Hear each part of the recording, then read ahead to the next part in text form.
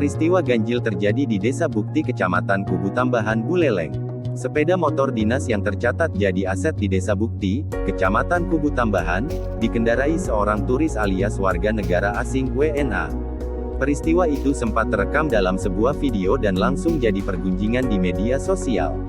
Kendaraan dinas dengan nomor polisi DK 4820 itu terlihat dikendarai seorang WNA yang tengah menggendong tas.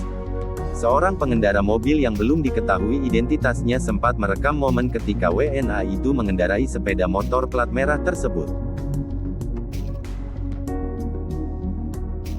WNA itu diketahui tengah melaju di ruas Jalan Toko Umar Barat Denpasar, dan tengah melaju ke arah timur. Tak diketahui pasti identitas WNA itu, karena wajahnya tak terekam dengan jelas. Dari hasil penelusuran, sepeda motor yang dikendarai itu ternyata kendaraan dinas di Desa Bukti. Berita selengkapnya, baca di radarbali.id.